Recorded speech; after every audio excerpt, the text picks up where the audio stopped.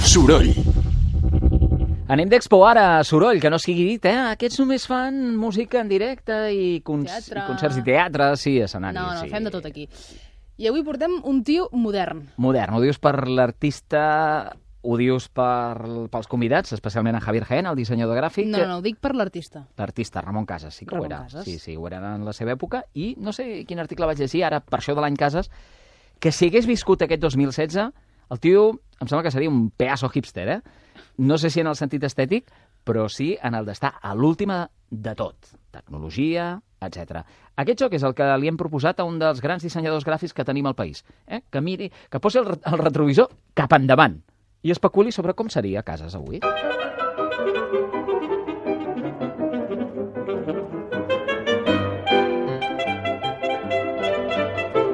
Hem quedat al Reial Cercle Artístic. Això és a Ciutat Vella, Barcelona, on Portal de l'Àngel perd el seu nom, avall, i just abans d'arribar a la catedral. Hem quedat amb ells dos, el col·leccionista, l'empresari Marc Martí, i un dels millors exponents del disseny gràfic català, en Javier Jaén. Bon dia, jo sóc Marc Martí, tenim una empresa de publicitat, distribució de cartells, rotulació, senyalització, i a banda d'això doncs, col·leccionem cartells antics, moderns, de totes les èpoques, i de tant en tant ens agrada fer alguna exposició com aquesta, que espero que la gent vingui a veure.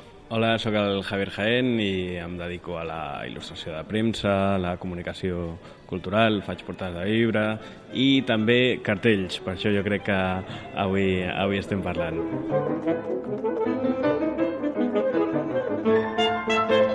Javier Jaén, des del seu estudi del barri de Gràcia, està treballant per importants mitjans internacionals com New York Times o National Geographic. Fa portades de llibres, també cartells, i ens interessa aquesta doble mirada, com un fill de l'era digital veu els seus antecessors modernistes, els fills de l'era industrial del segle XIX. Comencem la volteta amb en Marc Martí i els seus cartells impresos originals d'època, no només de Ramon Casas, sinó de tota aquella potent generació d'artistes.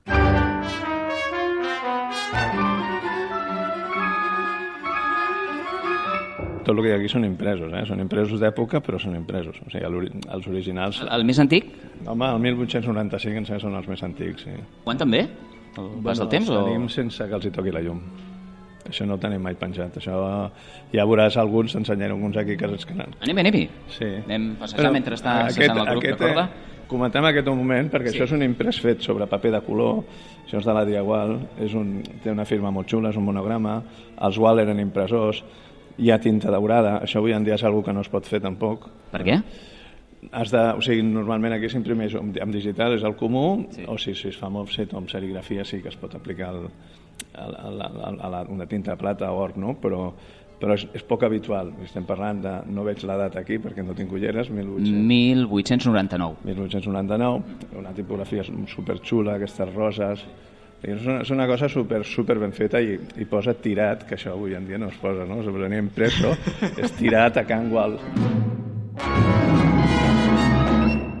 Reconeixereu les imatges més icòniques del modernisme de Casas, com la xulapa d'anís del Mono, que veurem més tard, o les portades de revistes com Peli Ploma, però reconeixereu també el que dèiem, un moment històric, artístic, cultural brutal, davant d'aquest cartell, per exemple, d'una de les obres de teatre de Santiago Rossinyol. El Rossinyol, no?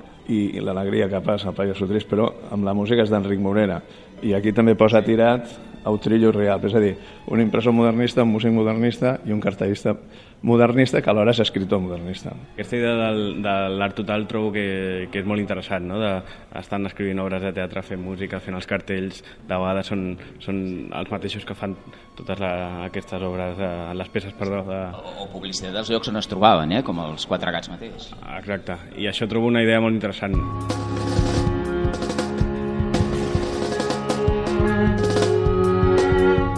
A mi hi ha un punt del cartell que sempre m'interessa molt, que trobo que el nom de l'expo està ben trobat al seu temps, no? Perquè els cartells, a més del que estan parlant, si estan anunciant anís o una obra de teatre o el que sigui, ens estan parlant del seu temps, no?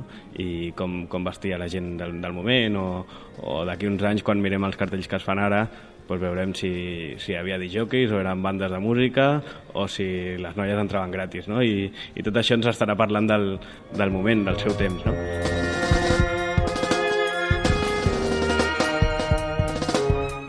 Marc, comenta'ns alguna altra joia de la corona de la teva col·lecció, va. És interessant, els Quatre Gats, clar, els llocs on aquí també la modernitat, en el seu temps el Boccaccio, més endavant pues, el meu círculo equestre, ara les discoteques... caos, les discoteques que no coneixo perquè no hi vaig, però pues, això, els Quatre Gats, que fem Puccinellis, fent exposicions, pues, també era una mica...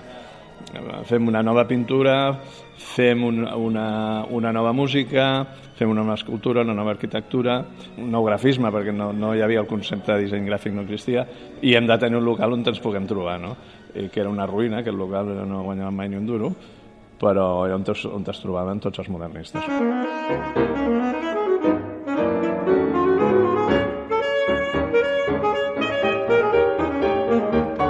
Els cartells que atresora Marc Martí, aquí se'n poden veure una quarantena, n'hi ha que serveixen per publicitar begudes alcohòliques, però també manifestacions culturals i esportives ben variades d'aquell moment, publicacions, espectacles, fins i tot un sanatori per curar la sífilis. I en alguns d'aquests cartells es nota la pàtina del temps, tot i la cura que tenen d'ells. Els que ha tocat el sol, que han estat exposats, estan amb el paper es torna groc, i això és el que s'ha d'evitar. Per això aquests cartells els tenim aquí uns dies i després els guardem en un lloc que no ens hi toqui la llum. Això el problema amb la digitalització no el teniu pas, no? No, tenim d'altres problemes també. Sí, de capacitat, de backup, de clouds i de núvols i de tot això, no? També emmagatzemar tot el que fem digitalment també és un problema encara. La verdad estaba dentro de una botella de anís del mono. La verdad estaba dentro de una botella de anís del mono. La verdad estaba dentro de una botella de anís del mono. Per exemple, l'anís era consumit per gent que no sabia llegir i escriure. És espectacular, vull dir, això mira, és més alt que jo. Fa 2 metres i pico. Però vull dir que en aquesta època moltes marques s'anunciaven a partir d'icones també, perquè la gent no sabia llegir. El 1900 a Espanya el 80% alfabets i a Catalunya potser eren el 70%, però també molts analfabets. I a més l'anís generalment embevia també les classes socials més altes, però era una típica beguda del treballador que tenia que anar a caminar 1 hora fins a arribar a la fàbrica i al davant de la fàbrica hi havia un bar que es fotia una barretxa, un anís quan fotia fred, no?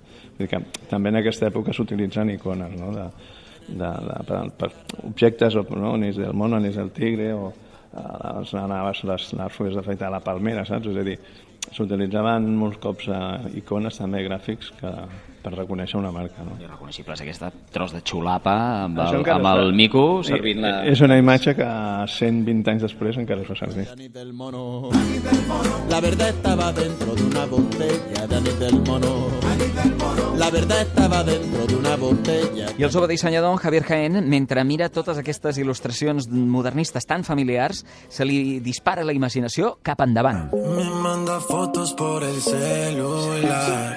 Mírame un Snapchat, Jo em pregunto una mica si d'aquí uns anys veurem una exposició, jo que sé, un grup de Facebook o un Snapchat, que jo encara em queda ja massa gran i tot per entendre, llocs on s'estan juntant probablement perfils creatius i ens està generant una brutalitat de contingut gràfic com fa, jo que sé, als 90 tot el món del flyer, tot això de fet és una evolució d'alguna forma, no? I... Arran d'això que dius, clar, abans eren 4 gats justament que feien això, ara és tothom amb les aplicacions pot jugar a fer els seus dissenys, és veritat, no? I a ser creatiu en un cert sentit.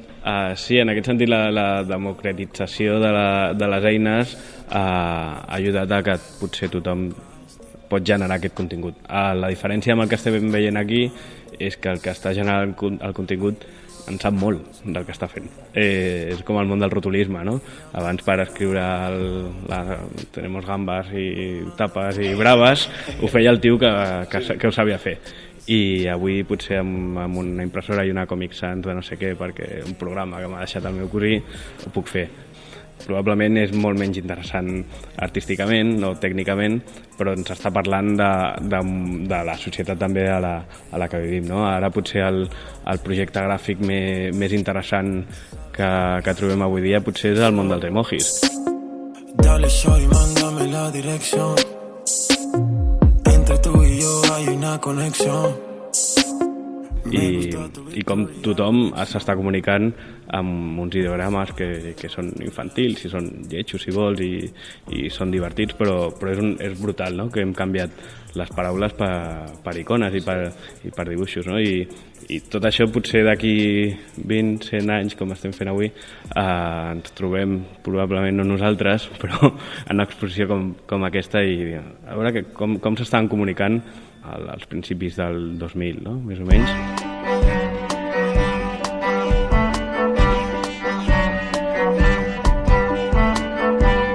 Dos cartells que m'agraden molt perquè els he tingut enrotllats des de fa 15 anys, que els tenia, però no els veiem gaire, els hem marcat per aquesta exposició, són aquests dos, aquest de Mercier, que també els catalans de tant en tant feien feines per companyies estrangeres, com aquest cas el xampany Mercier, que encara existeix, que és divertit, el cartell, té uns colors molt curiosos. És una senyora jove, vestida de Belle Époque i pujada, literalment, amb una ampolla destapant, amb l'escuma i tot això. Seria una mica obsè també l'època, però bueno. I l'altre? Aquest de Mercier i aquest de Barral, que és un taller tipogràfic. El de l'Hèrcules, que dèiem abans. Sí, sembla un senyor nòrdic. Anem acabant? Ramon Casas, què seria avui? Seria dissenyador gràfic, Ramon Casas? Ui, ni idea. Això sempre l'imaginar... Què faria, no?, amb tota aquesta tecnologia? I sí, no sé, probablement, tot i que tenim tecnologia, tenim el que dèiem, el món ha canviat com ens relacionem les persones i com podem ensenyar la feina, bla, bla, bla, bla, bla. Probablement ens agrada veure exposicions com aquestes perquè encara l'important segueix sent el mateix, no? És tocar algú, emocionar-lo, cridar-li l'atenció, connectar amb els ulls i l'ànima de la persona, si vols. Amb la qual cosa jo crec que sí, segur que canviaria d'eines, però encara tindria coses a dir-nos.